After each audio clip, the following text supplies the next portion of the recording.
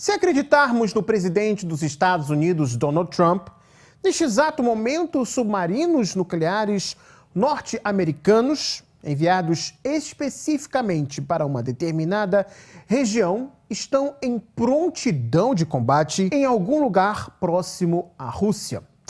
Quais seriam estes submarinos? Quais lugares especificamente eles poderiam estar? Eu vou comentar para vocês este caso com detalhes em duas partes, todas neste vídeo. A primeira parte será técnica sobre a possível localização dos submarinos. A segunda será sobre a realidade política por trás disso tudo. Fique até o final e deixe o seu comentário. Segundo o presidente dos Estados Unidos, os submarinos enviados estão onde deveriam estar, em algum lugar próximo da Rússia. Naturalmente, Trump não revelou a localização exata dos submarinos, pois isso é considerado um dos segredos militares mais bem guardados por qualquer país que possui submarinos. No entanto, é possível fazer algumas suposições onde essas embarcações poderiam estar posicionadas. Os principais submarinos estratégicos lançadores de mísseis balísticos dos Estados Unidos são os de terceira geração da classe Ohio. A Marinha Americana possui atualmente 14 submarinos desse tipo em operação, com outros 2 em manutenção. Cada submarino é capaz de transportar 24 mísseis balísticos Trident II com alcance de até 11.500 quilômetros, sendo que cada míssil pode carregar de 4 a 14 ogivas termonucleares. O simples fato de os mísseis desses submarinos terem um alcance tão grande já torna a declaração do governo norte-americano pouco séria. Pode-se dizer que isso é mais um gesto voltado para o público norte-americano do que para os russos. Para criar qualquer clima de ameaça adicional à Rússia, Trump nem precisaria mover os submarinos para lugar nenhum. Essas embarcações conseguem, teoricamente, atingir o território russo disparando direto de sua base, por exemplo, na costa leste dos Estados Unidos, como também desde a costa oeste. 8 submarinos lançadores de mísseis balísticos estão lotados na base naval de Bangor, no Pacífico, e 6 na base naval de Kings Bay, no Atlântico.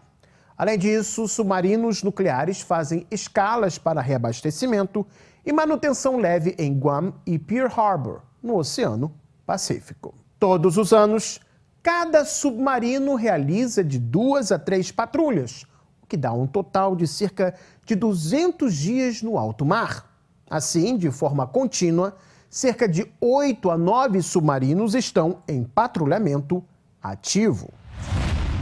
É evidente que a região do Pacífico é a direção prioritária para tais submarinos norte-americanos, já que é onde se localizam potenciais adversários dos Estados Unidos, como China, Coreia do Norte, além da Rússia. A presença de um maior número de submarinos nucleares e uma infraestrutura mais desenvolvida também reforça essa prioridade estratégica. Normalmente, os submarinos da classe Ohio realizam patrulhas de combate nas proximidades de águas territoriais dos Estados Unidos, sob a proteção da frota de superfície e da aviação americana. O alcance dos mísseis Trident II permite, se necessário, atingir alvos inimigos a partir da própria costa dos Estados Unidos. Ainda assim, estes submarinos frequentemente realizam missões de longo alcance, que podem representar até 25% do tempo total de patrulhamento. Sabe-se, por exemplo, que em 2024, submarinos da classe Ohio estiveram no Oceano Índico, no Atlântico Norte e até mesmo no Mar Mediterrâneo. Para onde Trump poderia ter enviado os submarinos a fim de posicioná-los mais perto da Rússia, encurtando o tempo de voo de seus mísseis.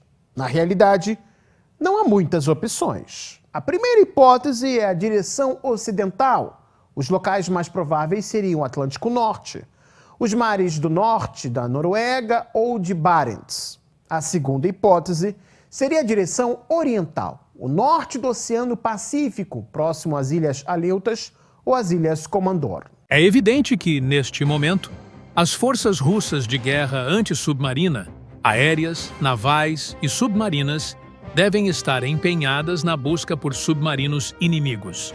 Além de ser uma exigência de segurança nacional, isso também representa uma excelente oportunidade para aprimorar e testar a capacidade de combate.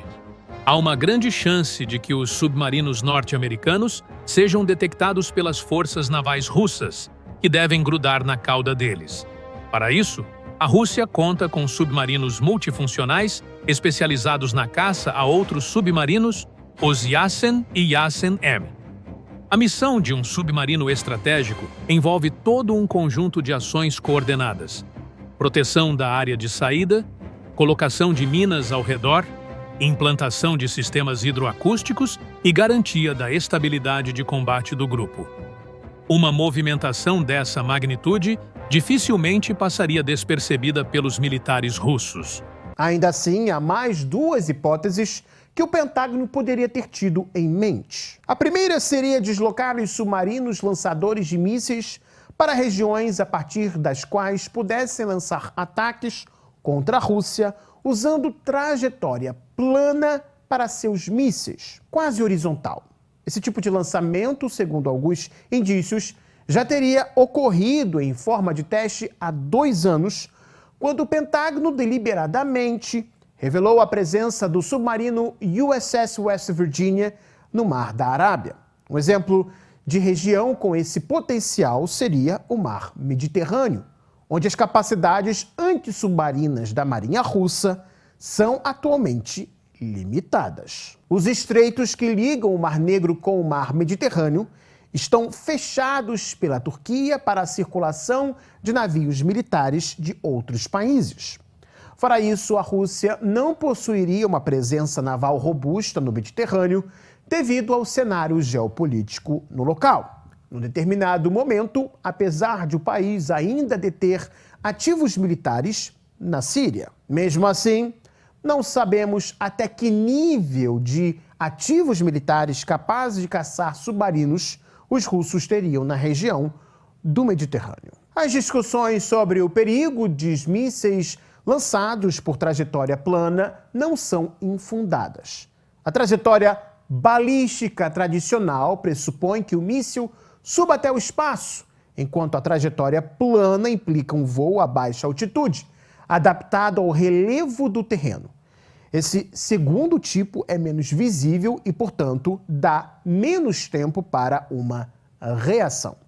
Mas o Pentágono também poderia não ter enviado submarinos estratégicos com mísseis balísticos, mas sim submarinos multifuncionais, como os da classe Seawolf. Esses são chamados de caçadores de submarinos estratégicos inimigos. Os submarinos multifuncionais dos Estados Unidos atuam tanto na proteção de seus submarinos estratégicos em formação de combate, quanto em missões independentes de reconhecimento nos oceanos. Sempre há uma força deles operando no Mar de Barents e, ocasionalmente, esses submarinos penetram no Mar Branco, especialmente quando a Rússia testa novos navios na Baía de Kandalaksha, tentando captar suas assinaturas acústicas. Dessa forma, é mais provável que, ao falar em deslocamento para determinadas regiões, Trump estivesse se referindo justamente ao reforço da presença no Mar de Barents. Ainda assim, ele poderia ter enviado submarinos nucleares para mais perto da cidade costeira russa de Vilyutinsk, na península de Kamchatka, onde está localizada a base de submarinos nucleares da Frota do Pacífico da Rússia. Neste caso, se estivermos falando de submarinos multifuncionais, eles não representam uma ameaça direta de ataque, mas podem ameaçar os submarinos estratégicos russos da classe Barei, que são parte essencial da tríade nuclear da Rússia.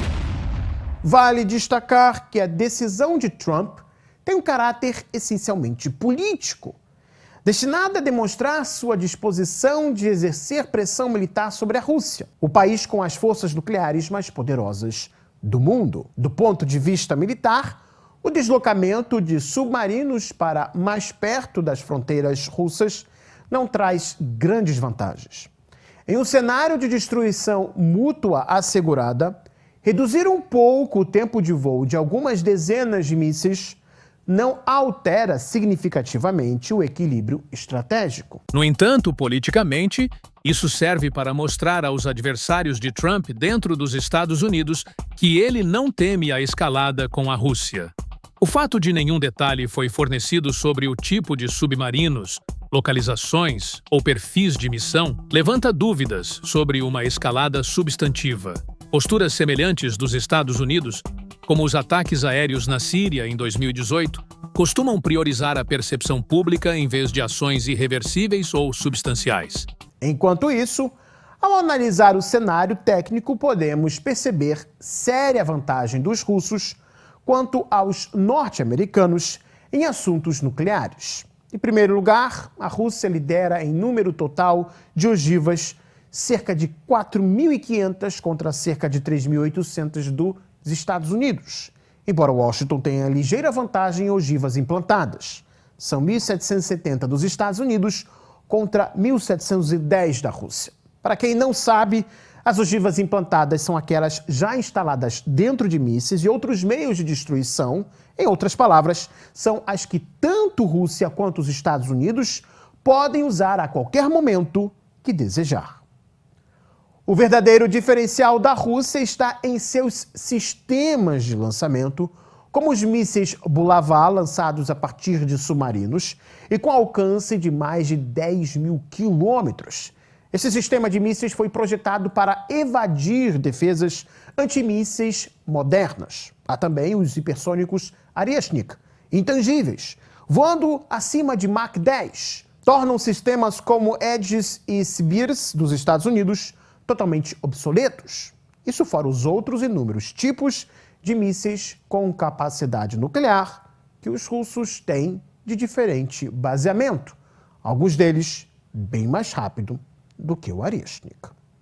E se você gostou desse vídeo, deixe o seu like, se inscreva no Gazeta do Mundo e também acione o sininho para não perder os nossos próximos encontros aqui no YouTube. Até mais, pessoal. Tchau, tchau.